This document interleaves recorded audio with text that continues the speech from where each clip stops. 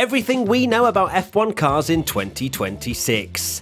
I know, we've only just welcomed the new cars of 2022, and it feels weird to be talking about another generation of cars. But they're really not too far around the corner.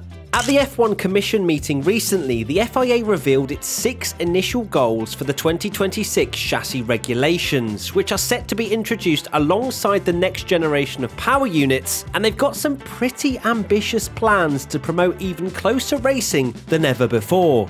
Yes, closer racing than the closer racing we've been promised for this year, so closerer. Let's dive into what could be changing for the new era of F1 cars in 2026. Is it wrong to say new era when we've just supposedly had a new era? Can there be 2 new eras in 4 years? Anyway, moving on. Chassis. It's no secret that F1 cars have gotten larger and heavier over the past 20 years. It's an issue that fans and drivers have been very critical of, especially that the cars are too big to race properly at some of the most iconic circuits on the calendar, like Monaco. Sorry, Tommy. Back in 2008, the cars weighed around 585 kilograms, going up to 691 kilograms in 2014 when the hybrid engines were introduced. This increase continued as the 2022 cars now weigh a minimum of 798 kilograms, which includes the drivers and tyres, but without fuel. Add in a full tank and you get cars weighing in at a whopping 908 kilograms. Now, not all the extra weight and size has been bad. Some have been essential safety changes, such as the introduction of the halo and the minimum 80 kilogram driver weight allowance. However, the FIA has decided it's now time to shrink those cars back down. So in 2026, we should be seeing a significantly different style of car on track. Shorter, smaller, and lighter.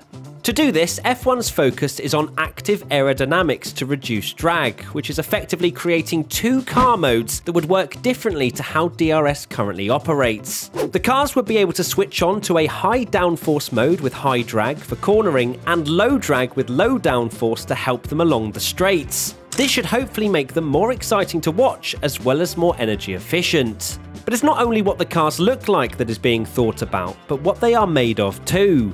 F1's been on a huge push in recent years to sell itself as being more eco-friendly and sustainable. Through recycling, they want teams to reuse materials to make new parts rather than what they are currently doing, creating them from scratch out of more sustainable materials. For example, McLaren's driver seats are made out of an eco-friendly carbon fibre replacement.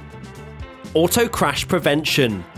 How to increase safety in F1 is a journey the sport has been on since the very beginning. From helmets to the survival cell, halos to the fire-resistant gloves and suits, the sport has steadily adopted life-saving changes when new innovations arrive, and that continues to be true for the 2026 regulations. The FIA is exploring the possibility of auto crash prevention technology, moving towards active and connected safety systems. One way is through car-to-car alerts to help prevent crashes. Instead of solely relying on marshals and flags, which are sometimes easily missed, this would alert the car to know if another car in front is travelling slowly, similar to how sensors work in road cars. The second area is looking at how the cars absorb crash energy. This will probably take a lot more work to figure out, they've got a few years, as it's difficult to make the cars smaller and still leave enough room for the crash energy to deform without hurting the driver inside the cockpit.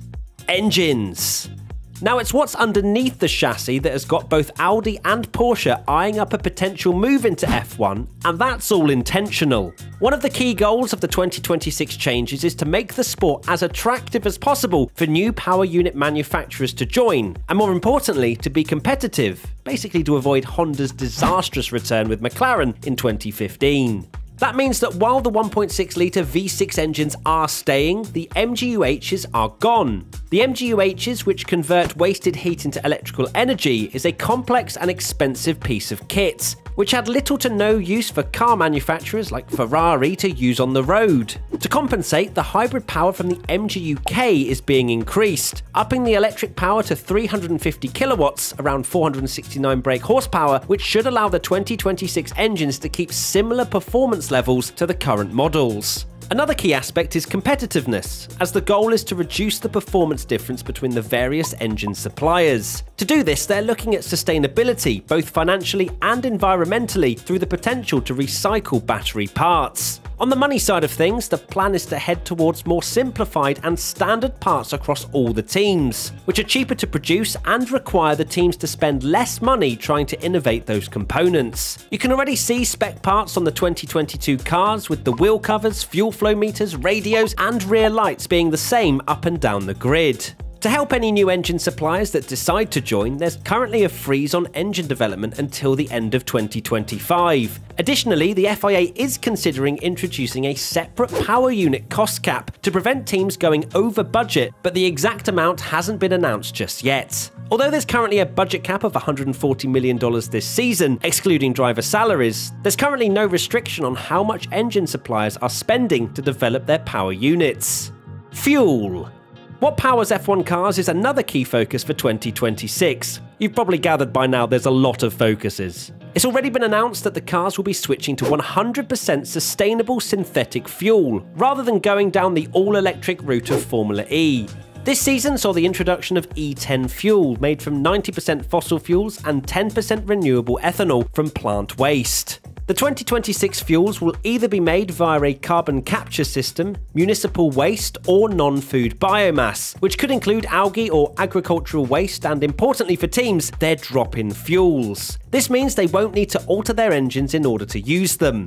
On the environmental side, F1 has a goal of being net zero carbon by 2030, and these synthetic fuels should go a long way to helping reaching that goal. They're estimated to save at least 65% greenhouse gas emissions compared to regular petrol. However, this change doesn't rule out the possibility of F1 exploring the potential for hydrogen-powered engines when it develops its next set of regulations for the 2030s, but we'll get onto that a little bit closer to the time. Fuel will also carry an important link to both the engines and the car's size. By switching to active aero to reduce drag, it could save an estimated 20 to 25% of fuel used, as the cars won't need to use as much energy to cut through the air and won't lose any horsepower. Through making the cars more fuel efficient and increasing the use of electrical energy, they'll be able to carry less fuel for the races, and as a result, shrink the size of the fuel tanks. There you have it, a look into Formula 1 cars in 2026. Shorter, lighter, safer, and more eco-friendly.